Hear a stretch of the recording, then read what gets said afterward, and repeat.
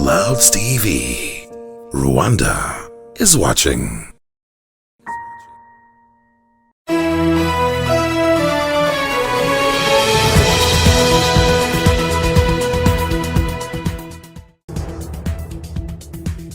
Ibihe byiza nshuti bakunzi ba Clouds Tonight, uyu ni umwanya w'amakuru mu rurimi rw'ikinyarwanda. Na makuru hagiye kwibanda ku ngingo z'ingenzi zikurikira. Abanyeshuri bari mu biruhuko bamaze kungukira byinshi muri gahunda ifasha abanyeshuri nyuma y'amasomo ndetse no mu biruhuko. Ubukorikori mu Rwanda bumaze gufata indi ntera nyuma yo guhindura imyumvire yo gusuzugura umurimo uwo ari wo wose. Naho makuru yo mu mahanga turaza kubabwira ko umuryango w'abibumbye watangaje ko ibiri kubera mu Burundi bimaze gufata indi ntera, dore ko uyu muryango wemeza ko bishingiye ku moko. Muri siporo turaza kubabwira uburyo abana bazamukana impano mu mikino itandukanye harimo n'umukino wa ruhago.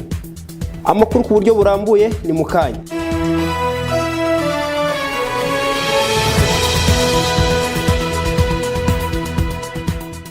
Nyuma y'aho abana b'imfubyi barererwaga mu kigo cyitiriwe Gisimba Memorial Center bajyaniwe mu miryango, ubu gisigaye gifasha abana b'abanyeshuri muri gahunda yiswe Gisimba After School Initiative, aho abana bafashwa mu bumenyi butandukanye nk'imideri, ubuhanzi, imikino ndetse bakanatozwa gusoma. Simba Damas, umuyobozi mukuru wa Gisimba Memorial Center, aratangaza ko impamvu yahisemo gutangiza iyi programme ari uko yashakaga kunganira ababyeyi ndetse no gufasha abana gukura bazi ubwenge ndetse no kubarinda ubuzererezi.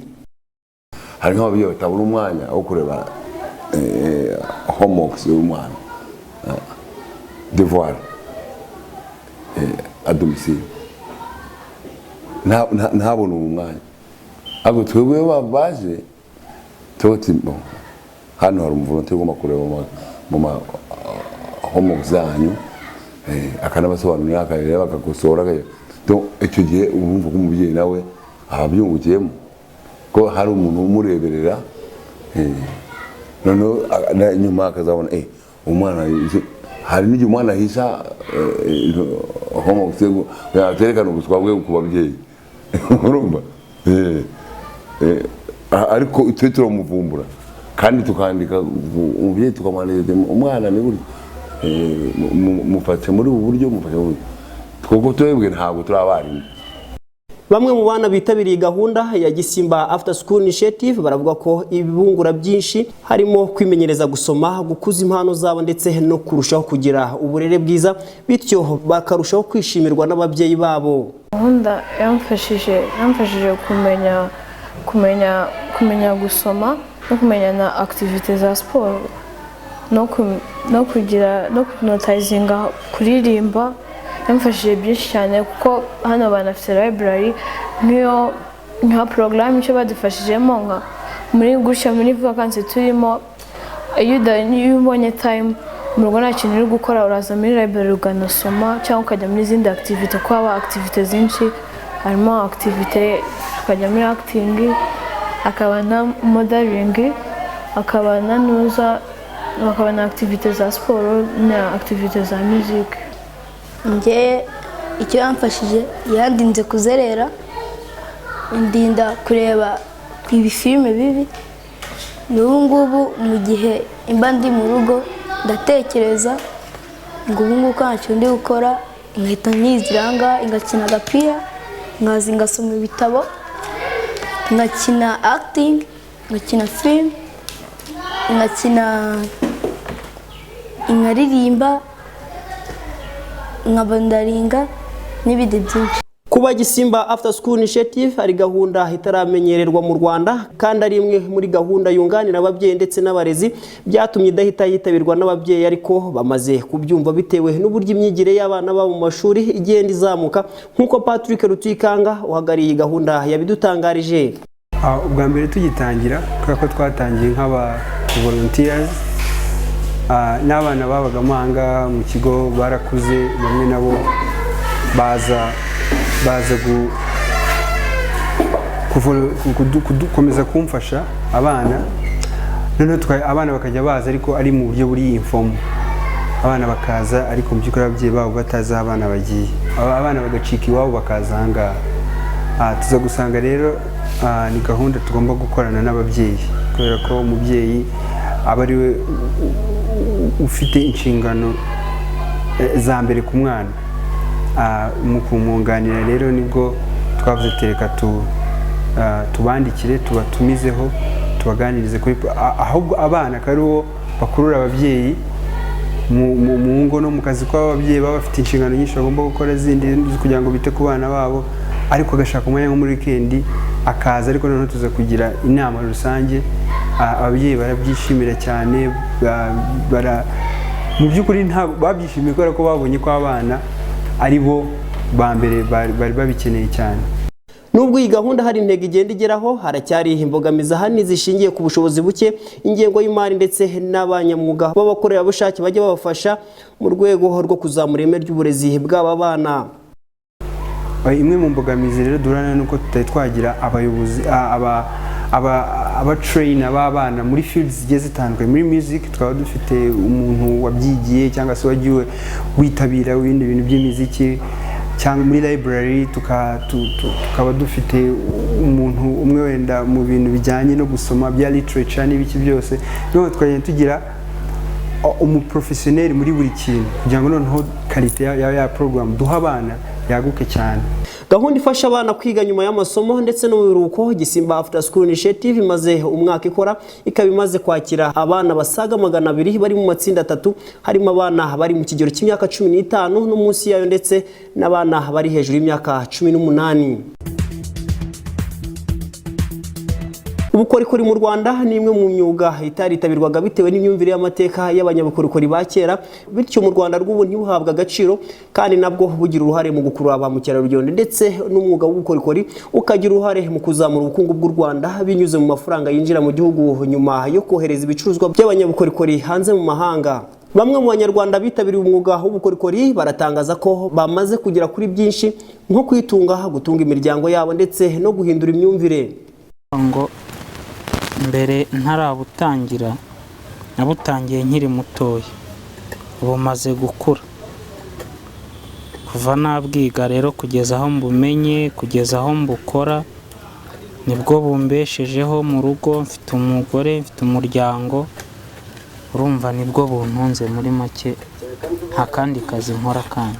Ubu bukorikori mbukesha ibintu byinshi, kuko nka mbere ndi umwana mutonya ntabwo ntari bwakwigure nk'ipataro wenda nk'ibihumbi 5, ariko ku bukorikori nyinjira muri ubu bukorikori ngo maze kujya ku bintu byinshi, maze kuba umuntu w'umugabo, kuko maze ubu ngenda nishyurira inzu no kuba nakwigura n'uwo mwenda no kuba ngira nk'udufaranga ku mufuka sinifuza. Nubwo umwuga w'ubukorikori ugenda ushinga imizi mu Rwanda ndetse n'ibigo bimwe na bimwe bikagenda bishishikariza abantu kwitabira ubukorikori, Twisenge Augustin, umuyobozi wungirije ushinzwe abanyabukorikori muri Joke National, aravuga ko bagifite imbogamizi ahanini zishingiye ku buke bw'ibikoresho nk'ibiti bakoresha mu kubaza ndetse n'ikiguzi cyo kwandikisha ibihangano byabo mu kigo gishinzwe iterambere ry'igihugu RDB. Imbogamizi ni nyinshi, hari uburyo bw'ibyo dukoramo n'ibikoresho dukoresha. Tuvuge nko urabona ko twebwe dukora mu biti. Ibiti ni ikibazo hano mu gihugu cyacu cy'u Rwanda. Ibikoresho nabyo nk'ibyuma tuba dukeneye nk'amamashini n'ibindi byuma bikoreshwa intoki, ibyo byose usanga hano mu gihugu nta bihari, birinda kuba byatumizwa nko hanze. Abantu bashobora kwandikisha ibihangano byabo hano mu Rwanda ni bakeya.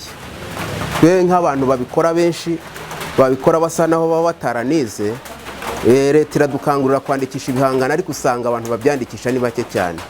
Tuvuge nka hano ushobora gusanga nta gihangano gishobora kuba cyanditse, kandi ibyo ubona ibyinshi ni hano biba byavuye, ugasanga rero hakiri imbogamizi mu buryo bwo kwandikisha ibihangano byacu.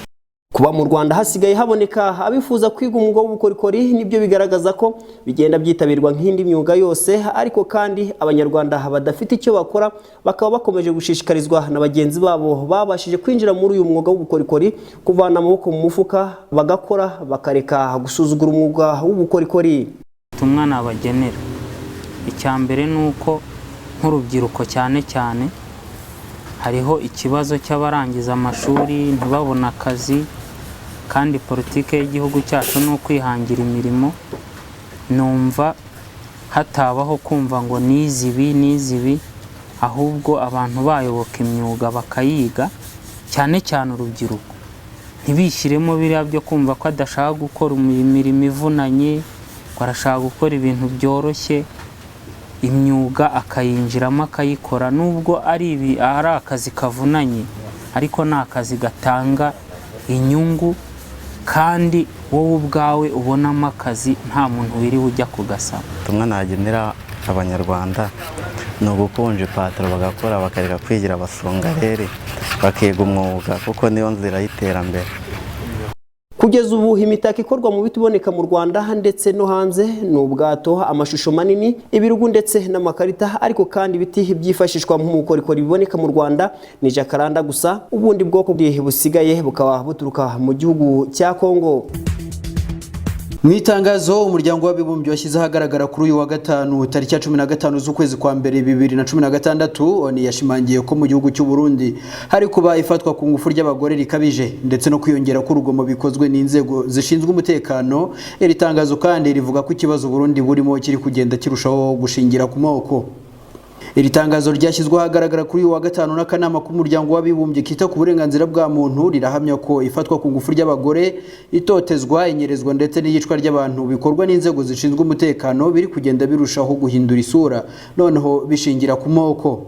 Komiseri mukuru w'akanama k'umuryango w'abibumbye kita ku burenganzira bwa muntu Zeid Rad Al Hussein yatangaje ko ibimenyetso byinshi biri kugenda bigaragaza ko izamuka ry'ikibazo cy'amoko ryamaze kugera mu murongo utukura. Yongeraho kandi ko bigaragara ko ubuyobozi bw'abaturage bwamaze gutakarizwa icyizere.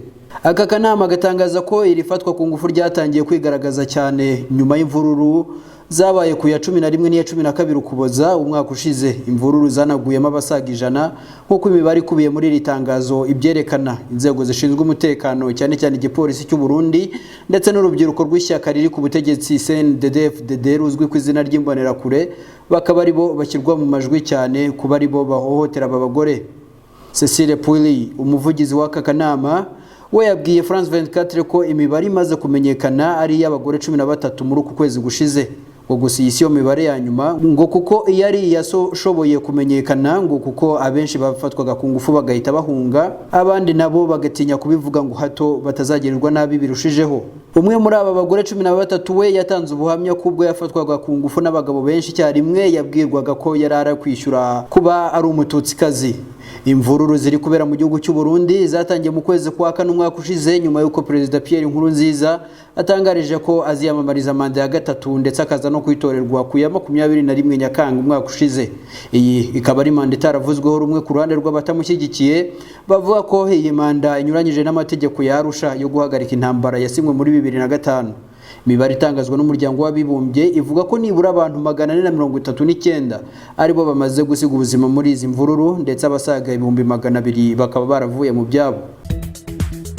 Ingabo za leta zifatanyije n'iz'Ubufaransa zabashije gutabara bamwe mu bari bafatiwe bugwate mu ijoro ryakeye n'ibyihebe bya Al-Qaeda muri hoteli yitwa Splendid iherereye mu murwa mukuru wa Burkina Faso ariwo Ouagadougou, yaguyemo abagera kuri 23 naho abasaga 30 bakakomerekera. Iki gitero kivugwa ko cyagabwe n'ibyihebe 5 byari byambaye imyenda ibipfuka isura kandi binitwaje intwaro, cyabaye muri iri joro ryo kuwa gatanu rishyira wa gatandatu ubwo ibi byihebe byinjiraga muri Hotel Splendid ikunze kugaragaramo abanyamahanga benshi cyane cyane abanyamerika. Bitangira kurasa abantu ndetse binafata bugwata abandi benshi kugeza mu gitondo cyo kuri uyu wa gatandatu ubwo ingabo za leta ya Burkina Faso zifashijwe n'abakomando b'Abafaransa babashije kwicamo 4 muri ibyo byihebe barimo abagore 2 maze banasohora abo bari bafatiyemo bugwate. Simone Compaore, minisitiri w'umutekano mu gihugu cya Burkina Faso, yatangaje ko izi ngabo zabashije gutabara abagera ku 126 barimo inkomere 33. Naho imibare iteremezwa burundu ivuga ko iki gitero cyaguyemo abagera kuri 23 barimo 18 bafite ubwene gihugu butandukanye. Iki gitero kigambwe n'ishami ry'umutwe w'iterabwoba Al-Qaeda rikorera mu majyaruguru ya Afurika ryitwa Al-Qaeda au Maghreb Islamique cyangwa AQMI mu magambo ahinnye. Iki gitero kikaba cyakozwe n'akagurupe kitwa Al-Murabitun kayoborwa n'umujihadiste witwa Mokhtar Bel Mokhtar kuko byatangajwe na site. Iyi ikaba ari ishyirahamwe ry'Abanyamerika rishinzwe kugenzura imbuga za internet z'Abisilamu. Mu mikino nyafurika y'ibihugu cyane iri kubera hano i Kigali kuri uyu wa gatandatu hari hategerejwe umukino wo gufungura ukaba wahuje u Rwanda ndetse na Cote d'Ivoire, zombi zibarizwa no mu itsinda rimwe. Uyu mukino wahiriye ikipe y'igihugu y'u Rwanda yanakiriye iri rushanwa kuko warangiye itsinze ikipe ya Cote d'Ivoire igitego kimwe ku busa gitsinzwe na Emery Bayisenge ku munota wa 16 w'umukino kuri kufra. Intsinzi ije iha abanyarwanda icyizere cyo kuzitwara neza muri iyi mikino. Uyu munsi rero u Rwanda rukaba ruraye ruyoboye itsinda A rigizwe n'u Rwanda, Cote d'Ivoire, Maroc ndetse na Gabon. Umukino wa ruhago ni umwe mu mikino ikunzwe cyane ku isi by'umwihariko mu Rwanda, aho usanga abantu benshi batangira gukina umupira bakiri bato bityo bakazamuka bafite ishyaka ryo gukina mu makipe akomeye. Mu bana rero uyu mukino wa football umaze gushinga imizi, dore ko bakura bafite inzozi z'abakinnyi bifuza kuba nkabo bitewe n'ubushobozi bwabo, ibitego bagiye batsinda ndetse n'uburyo bakunzwe mu ruhando mpuzamahanga. Dore ibyo twatangarijwe na bamwe mu bana bakinira mu mujyi wa Kigali. Hanjye ndifuza kuzaba Cristiano Ronaldo bitewe n'ukuntu mbona akunda gutsinda ibitego byinshi kandi nanjye ngakunda kugerageza gukina nawe mu kibuga. Kuzaba umukinnyi nka Neymar kuko akora ibintu bidasanzwe mu kibuga, akina ibintu bitabaho, agatsinda kandi atanga ibintu byiza, anatsinda ibitego byiza. Kuzaba umukinnyi nka Neymar kuko akora ibintu byiza mu kibuga, agatsinda ibitego, udukoryo n'ibindi byinshi akora mu kibuga. Nyuma y'aho amakipe mu Rwanda agereye hanze agatsindwa, abana bakunda umupira w'amaguru kandi bakawukina baravuga ko biteguye kuzamuka neza ndetse bakazageza igihugu cyabo ku ntsinzi. Intego yanjye ni ukuzagira kure nkageza igihugu cyanjye agiteza imbere mu buryo bwa football, nkazazana n'igikombe kandi tukajya twitwara neza n'ikipe yacu y'igihugu. Ko nanjye hano ndakina, nyina umupira mwiza kandi nanjye ndi umukinnyi mwiza, nyina imyanya yose nanjye ndayigerageza. Nanjye nyina nk'abantu bagenzi banjye ari abandusha, ari n'abatarandusha, ari n'abatunganye. None ubu ngubu nanjye nzashyiramo imbaraga n'abandusha nzabarusha nabo, nzagere mu Mavubi nanjye nzabakenera. Ndashaka kuzazamuka ikipe yanjye nkayihesha igikombe, tukazajya tunatsinda, dore n'ubu tugiye gukina amarushanwa ya CHAN kandi hari abakinnyi bamwe batameze neza, rero turashaka kuzazamuka natwe tukabafasha tugatwara igikombe. David Gasana utoza abana bafite inzozi zo kuzaba abakinnyi bakomeye aremeza ko impano umuntu ayikurana, ariko kandi bakaba bagerageza kubatoza neza kugira ngo inzozi zabo zibe impamo. Vikarana ukazantrenoma, urabona ko nimba abana baturuka ahantu hatandukanye bahura n'abatoza benshi yaba ku mashuri yabo, ariko muri iyi porogaramu yacu noneho ni ibintu dushaka kugira nkaho ari tukabishyira nka muri projet ku buryo usanga ahubwo noneho umwana football ayikura hano. Ariyo mpamvu ubona dutegura amamatch menshi hano, tugashaka abandi batoza hirya no hino bazama ikipe yabo bagakina match mekari ku buryo babanza bagatinyuka, kuko abenshi nta match bagiye bahura nabo n'ubwa mbere babawe n'abatoza ndetse bareba igitsure nk'iki cyacu hano, kubera ko twebwe niba dushaka ibintu bifite ireme birasaba kugira ngo dushyemo imbaraga aba mu guhera mu bana batoya. Mwabonye abana babapuse abaminime, turashaka no gushyiraho kade ku buryo noneho ubona ko abari kuzamuka amatape par etape, apana handi usanga abantu bakina ugasanga abakuru n'abana bakinira rimwe nta tekinike ntaki. Niyo mpamvu twebwe mu nzozi zacu tugira ngo abana bazamukire muri izo porogaramu nabwiraga, ahere muri puse, ave muri puse ajye muri pipiye, ave muri pipiye ajye muri kade, kugeza handi amakipe yo hanze azatanya kumushaka akaba yamuvanamo hano bitewe n'ahantu amuvanye afite nyine ireme. Urabona ko nyine ahantu ikibuga ni icyacu, abana n'abacu bari muri porogaramu, materiel turazifite ariko dukeneye n'izindi nyinshi kurushaho, kuko urabona wagiye ubona dufite imbogamizi nyinshi hano. Umupira w'amaguru kimwe n'indi mikino ingororamubiri igira uruhare mu buzima bw'umuntu ndetse bikanatunga nyirawo igihe abikoze neza. Ibi bikaba bituma n'abana bakangukira imikino itandukanye, dore ko inaruhura mu mutwe cyane cyane ku banyeshuri. لاعبان يغطيان الكرة عن الحارس الإيفواري وكرة بتسديد جول.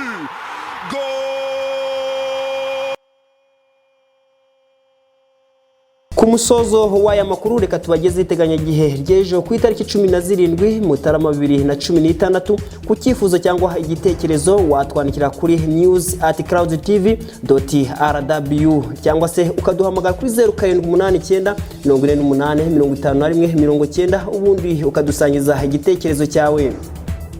mu izina rya bagenzi banjye bamfashe gutegura amakuru reka mbashimire mboneraho no kubifuriza weekend nziza ndetse no kunogerwa na gahunda Clouds TV yabateguriye.